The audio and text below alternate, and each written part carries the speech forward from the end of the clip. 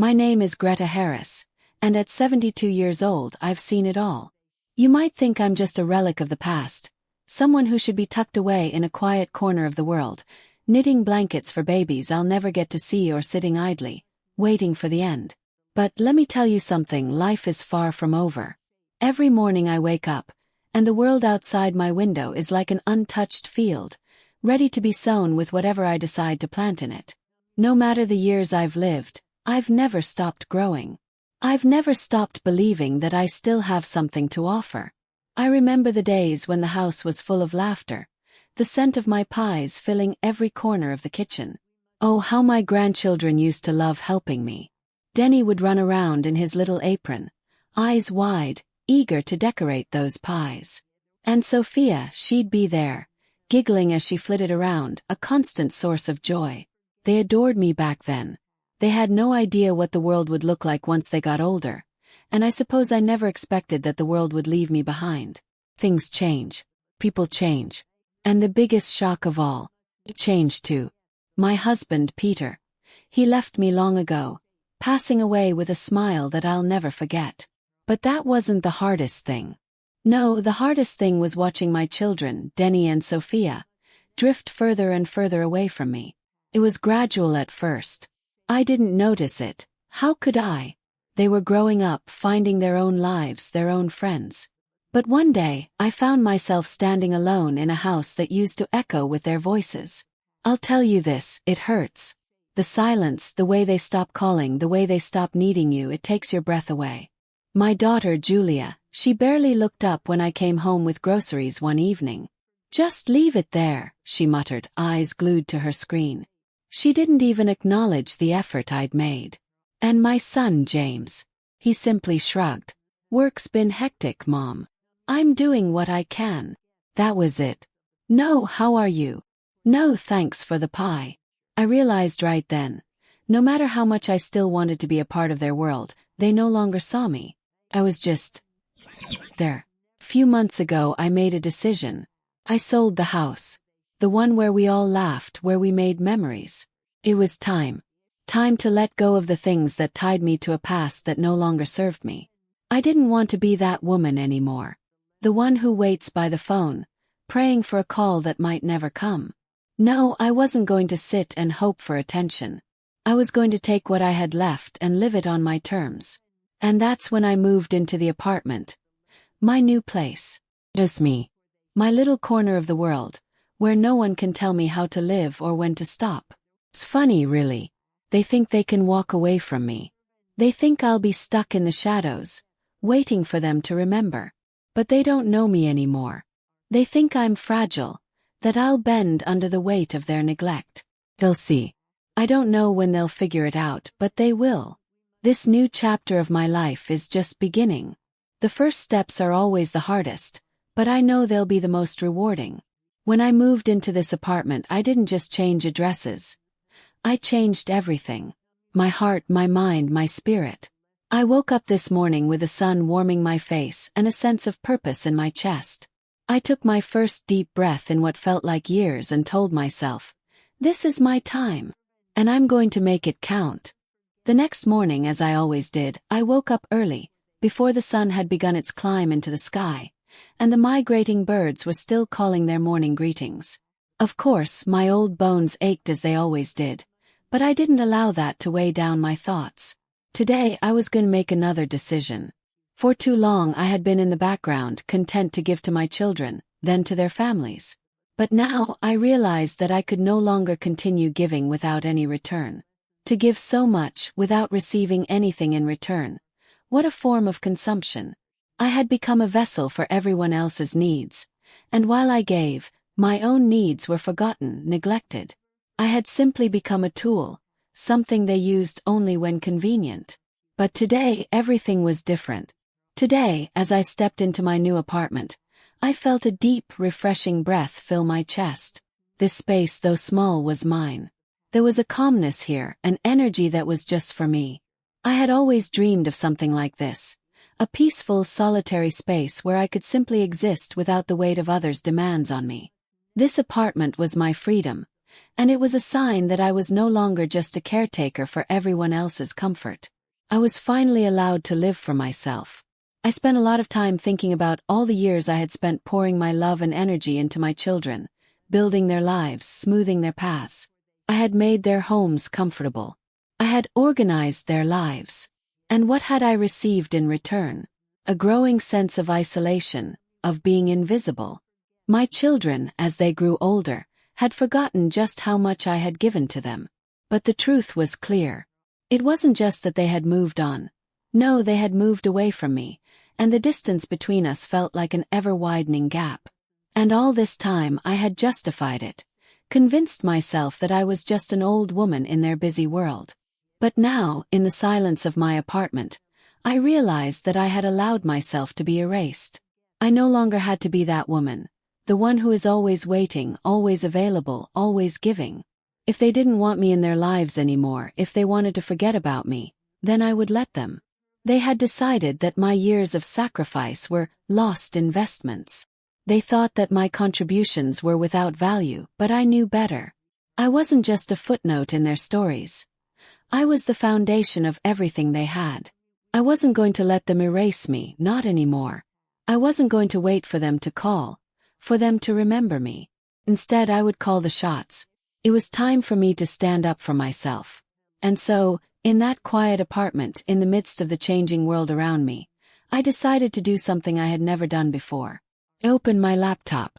I wasn't the type to share my thoughts online. I wasn't the type to make my life public. But today I felt a need to let my feelings out. I wasn't going to keep hiding. I sat at the old table, my fingers hovering over the keyboard as the soft morning light filtered through the window. I began typing, not with any real expectation, but simply because I needed to speak my truth. I wrote about what it felt like to be forgotten. I wrote about what it meant to be treated as a burden instead of a person. And I wrote about how I had finally come to realize that I, too, deserved a life of peace, joy, and freedom. I wasn't asking for anything. I wasn't waiting for anyone's approval. The words flowed from me without hesitation, each sentence a release. Each click of the keyboard felt like I was carving out my new identity. No longer just the old woman on the sidelines. No longer the one who gives and gives, hoping for something in return. Once I finished, I took a deep breath and clicked post. The site, where I had shared my thoughts, quickly began to gather a few comments.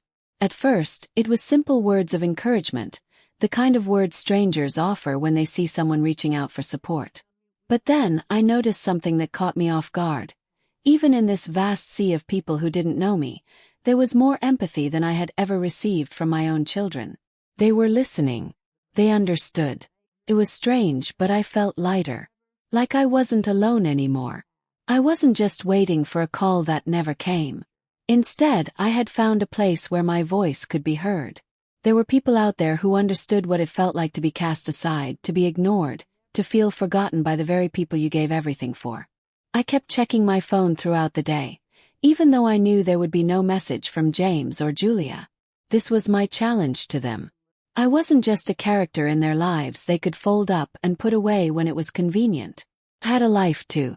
And they were going to learn that I had no intention of quietly slipping into the background. As the hours passed, my thoughts began to drift.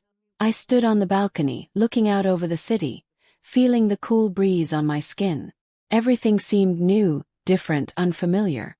The streets were bustling, people going about their daily routines, each person absorbed in their own world. For the first time in a long time, I realized that I had a place in this world, too.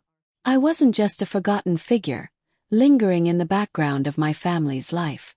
My story was mine, and I would make sure it was heard. It was then that my phone buzzed. I glanced at the screen, and I saw a message from Julia. "Mom, where have you been? Is this some kind of joke?" I wasn't surprised. They had started to panic. They thought I was just playing games. But I wasn't going to apologize anymore. They had forgotten everything I had done for them. It was their turn to realize what it felt like to be ignored. I didn't waste time with an explanation. I simply responded, "Yes, I'm serious.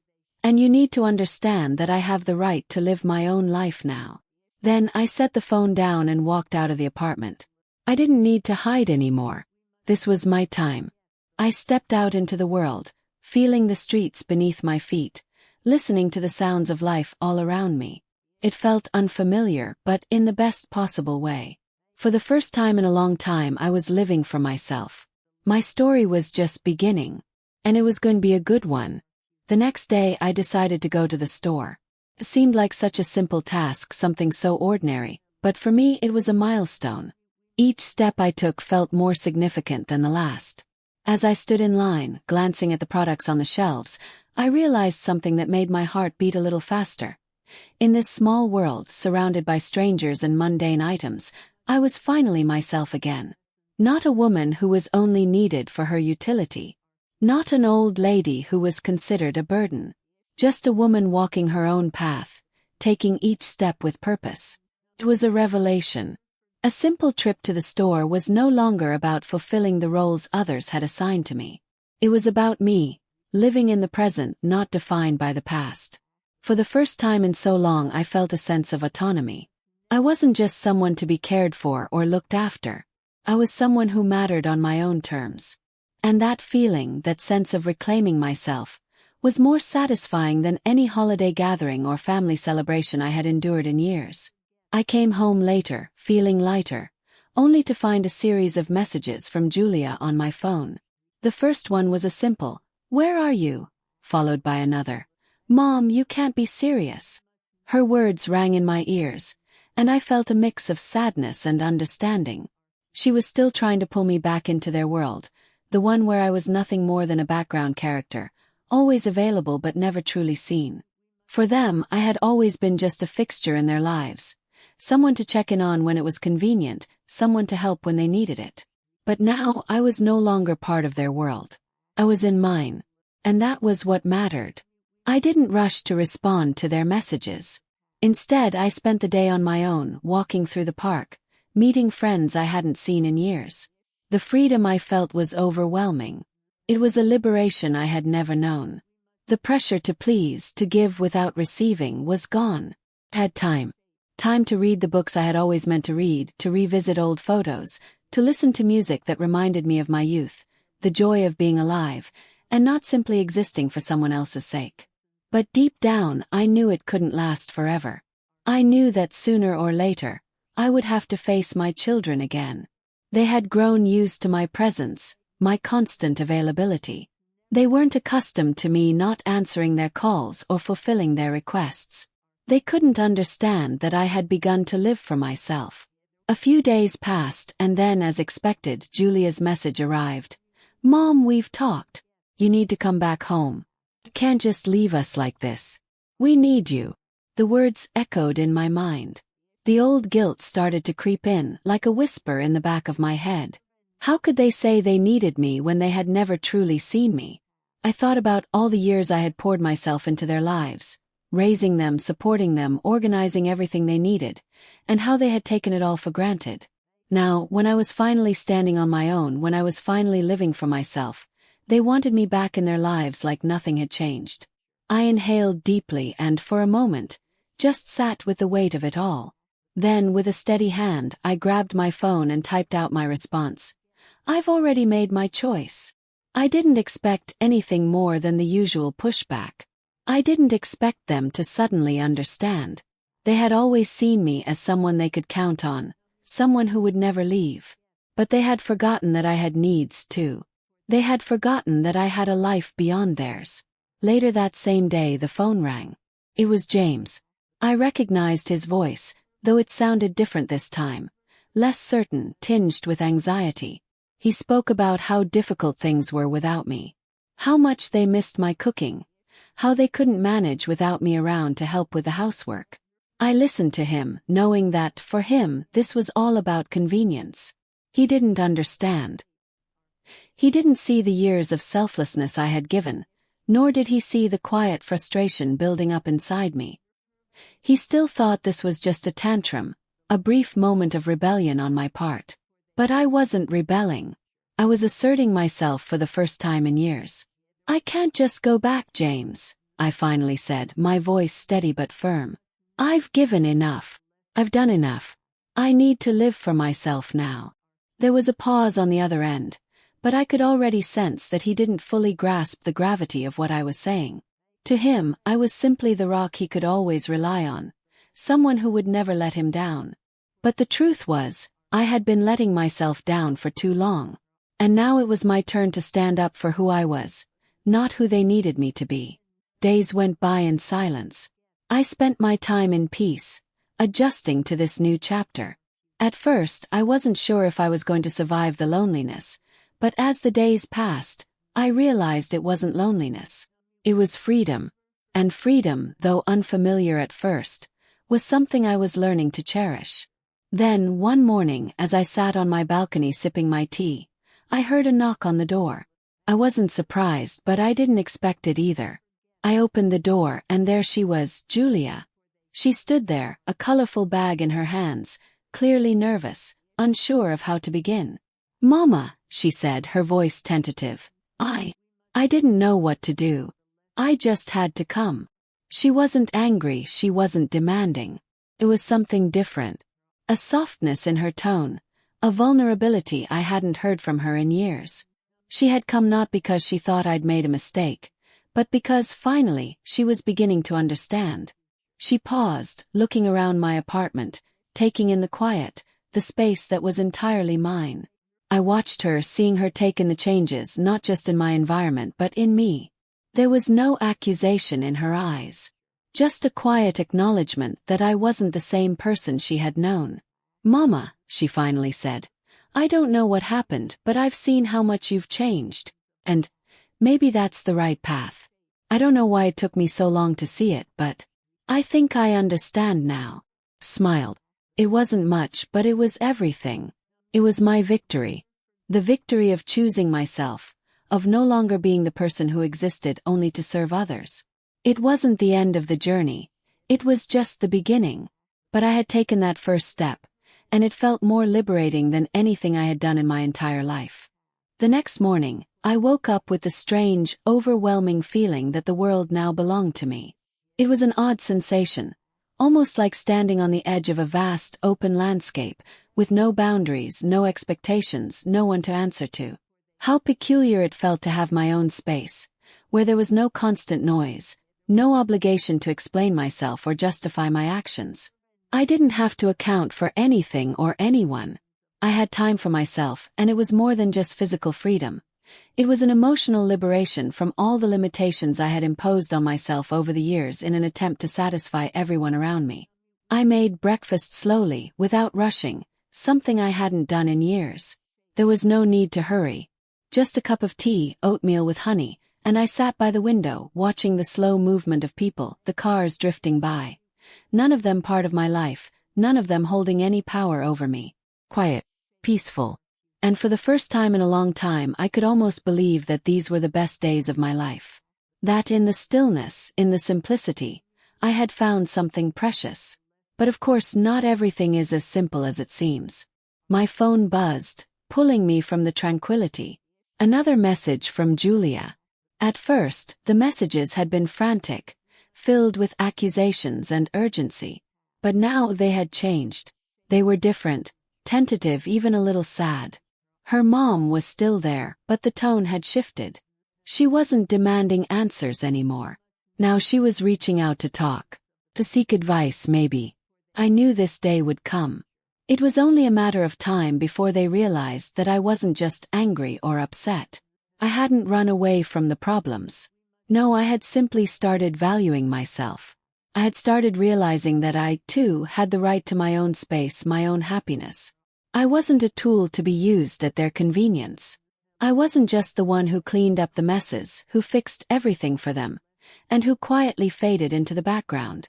I had a life too, and it was time for me to live it. The next day there was a knock on my door. It was Julia. She was standing there just like before, but this time her hands weren't full of packages or things she thought I needed. She stood there with an expression I hadn't seen in years. Her face serious, eyes wide but searching, not in anger, but in quiet reflection. Her gaze was different this time. Gone was the old indifference. She looked at me and, for the first time in what seemed like forever, I didn't see the woman who took me for granted. She wasn't here to demand my presence or to tell me I was wrong for walking away. She was here because she needed something from me now. She needed to understand. Mama, I don't understand how this happened, she started, pausing as if the words were hard to come by. You were such a huge part of our lives. And now that you're gone, I don't know how we're supposed to keep going. I didn't rush to answer.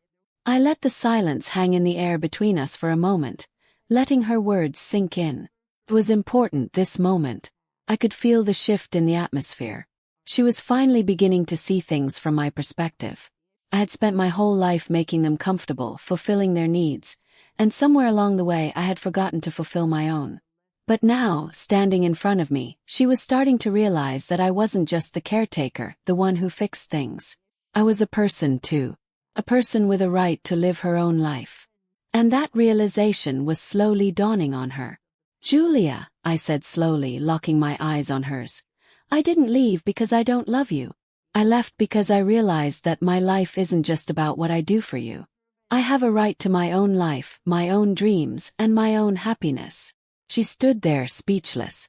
I could see the confusion in her eyes, the uncertainty. She hadn't yet fully grasped why I couldn't return to their world. Why I couldn't simply slip back into the role I had always played. She didn't understand that my place wasn't there anymore. My place was here, in this apartment, in this new chapter of my life. I can't come back, I continued, my voice steady. It's not about anger or resentment. It's about freedom.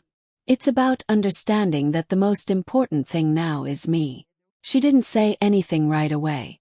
She just stood there, her eyes filled with something new. Maybe a kind of understanding, though still fragile. She hadn't fully come to terms with it, not yet, but I could see the wheels turning in her mind. Maybe, just maybe, she was beginning to realize that this wasn't about me punishing them.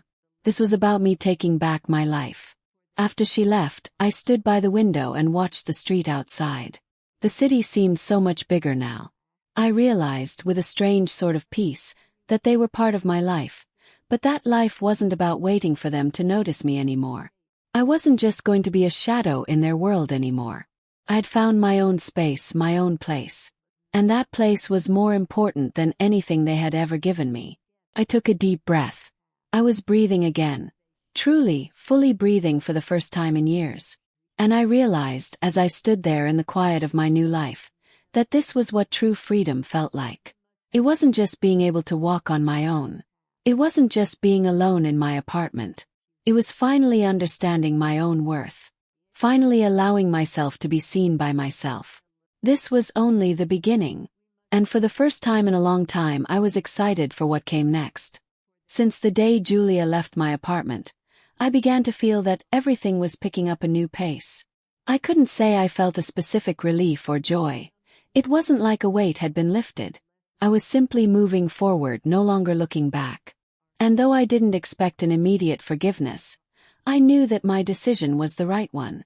For all those years, I had been in their lives like a shadow that merely existed. And now I was on my own path. Each passing day, I became more aware that my freedom wasn't just a right to choose, but a whole story of self-discovery. If someone had asked me what I truly desired, I wouldn't have been able to answer. But with every new day that passed, I found myself revealing pieces of myself I hadn't known before. I started writing again. Real thoughts, not just notes about what I needed to do or reminders for tasks I had forgotten. Now I wrote for me. It was during one of these quiet moments, sitting in my old armchair, reading a book about the art of French cuisine, when the phone rang. It was James. I didn't pick up immediately. This was part of my new life. Not rushing, not doing what they expected of me. I had grown accustomed to their calls, to being the one on the other end of the line, ready to help when they needed something. But now I wasn't available just because they wanted me to be. After a few moments of deliberation, I decided to answer. His voice was familiar, but there was something different about it now. More cautious, maybe even a little humbling. "Mom," he started, but then fell silent. I could feel him searching for the right words, and for a moment I almost felt sorry for him. But I quickly dismissed that feeling. I no longer had the space for that type of sympathy for someone who had only ever turned to me when it was convenient. "Yes, James," I replied calmly, letting him feel that the woman he knew had changed. "Mom, I just wanted to say I think I understand now. I understand why you did what you did. I guess I wasn't the most attentive son." His words were sincere but also filled with regret. I listened, allowing him the time to express himself. But I didn't let myself get emotionally involved. I knew that my journey had shifted, and that was more important than anything he could say. I stayed silent for a moment, letting his words settle. Then he continued. "I didn't realize. You've always been so strong. I never noticed how much you were carrying all these years. You were always there, and I just assumed it would always be that way." His words, which might have once shaken me to my core, now only strengthened my sense of inner resolve. I let him speak, I listened, but there was no emotional tug. I had already begun the process of redefining my life, and that didn't include sacrificing my peace for others. "James," I replied slowly, "I appreciate your words, but you need to understand, I didn't just step back because I was angry. I stepped back because I found my own path. And now that path is mine. I don't need to be in the background anymore." Silence filled the line. I could hear him processing what I had said, the realization sinking in. He understood now that things had changed. I wasn't just a fixture in their lives anymore. I was an individual with my own life, my own desires, and my own beliefs. It was a quiet victory. No grand gestures, no dramatic speeches, just the simple truth that I had found myself again. And that was enough. James promised he would visit me next week. We didn't discuss details, we didn't plan anything specific. I knew that there was no rush. I wasn't waiting for anything anymore. This new life, this new beginning, was already more real than all the years I had spent feeling invisible in their eyes. The next morning, as I returned home from a walk, I noticed an old friend waiting outside. It was Liza, my neighbor from the building next door. She stood there holding a large bag, looking at me as though I were someone familiar but also a bit foreign to her now. "Greta," she said softly, with a hint of something more in her voice. "Do you have a place to live?" Her tone wasn't one of judgment, but more of concern, a gentle inquiry, as if she had noticed my absence from the usual circles. I understood that she, too, had seen the change. But I wasn't in debt to her anymore. I was free. And that freedom had become clear even to those who had known me for years. "I do now, Liza," I said, smiling at her, my voice firm. "And it's mine. Maybe yours too, if you ever decide you want to share my world with me." We both smiled, and for the first time in a long while I felt like I truly belonged somewhere, right here in my own life, in my own world. Liza's surprise at my words was evident, but so was the understanding. She didn't ask questions. She simply accepted it. And that acceptance, however small, felt like another confirmation that I had made the right choice. As I stood there, watching her walk away, I realized that my world was expanding. Not in the way it used to, where everything revolved around others. Now, my world was shaped by my own decisions, my own desires. I wasn't just living for everyone else anymore. I was living for me. I returned to my apartment, closing the door behind me, and settled into the quiet. I didn't need to be anyone else's solution anymore. I was finally the woman I had been meant to be. And as the days passed, I started to embrace this new chapter. There would still be challenges ahead, I knew that, but I wasn't afraid anymore. This was my life. And it was real. More real than anything I had ever experienced before. Liza stayed for a cup of tea and we talked for hours. As we sat there, I realized that for the first time in a long time, I wasn't sitting in my small world as someone's mother or wife. I was just Greta. We discussed everything. News, her work, even how much the streets of our neighborhood had changed over the years. Liza was always cheerful, but today her laughter had a new quality to it, like she was sharing a part of her life with me that I hadn't heard before. This, I realized, was what true friendship meant. Not just being there in times of need, but also having the space to share joy. When Liza left, I was alone again on my balcony, watching the sunset. It felt like the world had settled into its rightful place. I wasn't looking for sympathy or regret. There was no place for it now. This was my new day, and I was savoring every moment of this freedom. I wasn't a victim of anyone's expectations anymore. I was a person with my own dreams, my own plans. But as much as I tried to close the door to the past, it always seemed to find a way to remind me of itself. The next day, I received another call, this time from Julia. She decided to come to see me. I wasn't prepared for this visit. They still didn't understand that I wasn't the same woman I had been. And while I felt strong, ready to face new challenges, there was still that temptation to return to what I had let go of. And now Julia was coming. This time, I didn't rush to prepare myself to go to their house. I had already decided that this would be a different kind of conversation. I knew that this visit wasn't going to be about explaining myself, or giving them another chance to try and convince me to return to the old way. I was beginning to understand that this was my game now, and I would define the rules. When Julia came, she wasn't as forceful as before. Her face wasn't filled with anger or accusation. Instead, she looked a little uncomfortable, like she had come because she wasn't sure about her own intentions. She brought flowers, a thoughtless yet sweet gesture. I took them from her, smiled, but didn't invite her to sit. "Mom," she began, "we've thought about it a lot. I understand now that you didn't just leave. You took your freedom, and we didn't see it." I watched her closely, and though she said this without pushing her viewpoint, I felt that there was something important in her words. She really saw me. That was a big step. "You know," I replied, "I've always been there for you. But now I need to be there for myself. You didn't understand that before, and I probably didn't either until I made the leap for change. Now this is my life. And I want you to see it not as betrayal, but as my right to be myself." Her eyes softened. She didn't ask me to return. Instead, she simply said, "I want you to be happy, Mom." Those words were more important to me than any apology could ever be. I didn't want their apologies or justifications. I wanted them to understand. I hadn't left because of anger. I had left because I was choosing to live for myself, for the first time in my life. We sat together for a while longer, but the atmosphere was different. Instead of trying to draw me back into their world, Julia seemed to accept the fact that I had changed. And for me, that was a true victory.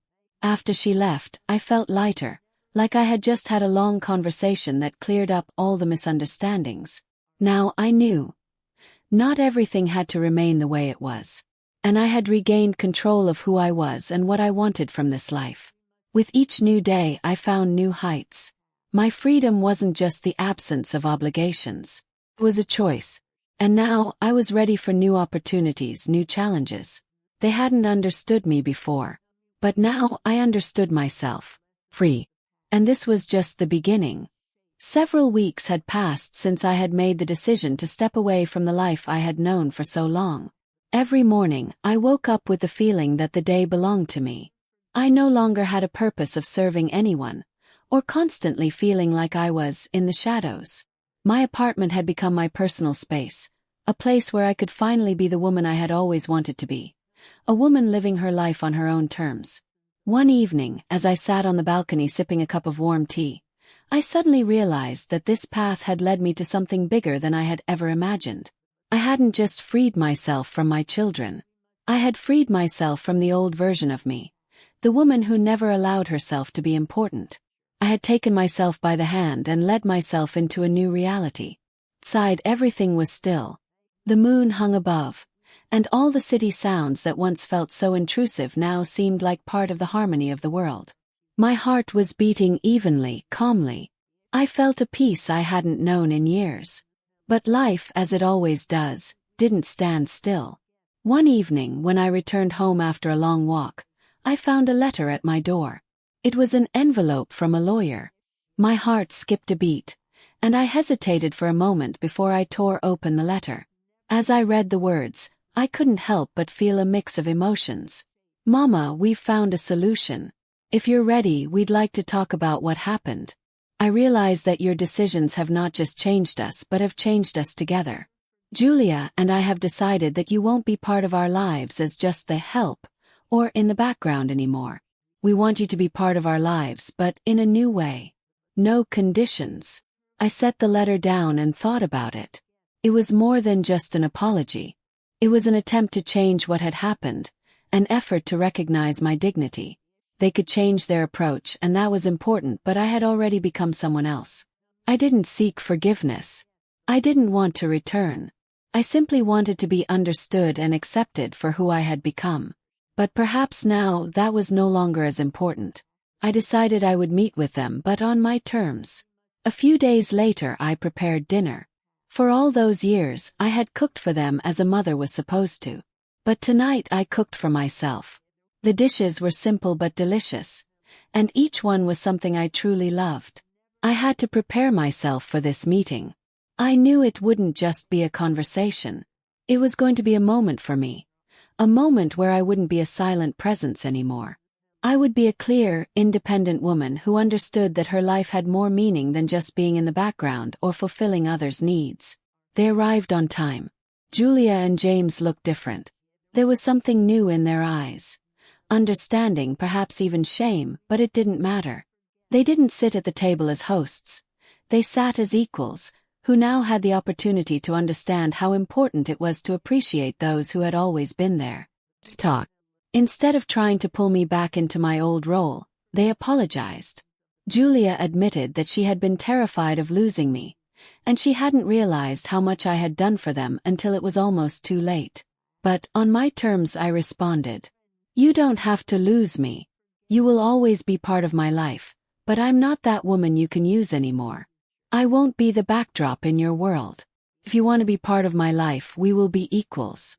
I know how hard it is to let go, but you can't go back to the way things were. Now we can walk together, but each of us will have our own part in this journey.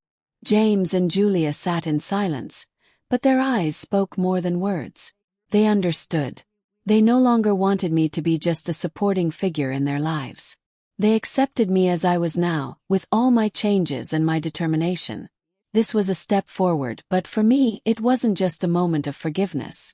It was a moment when I realized I had finally found my path. I was no longer just the older woman in my children's home. I had become the woman who was ready to live for herself. And now, instead of hiding from the world, I was a part of it. My freedom was not just the absence of obligations. It was the opportunity to be myself.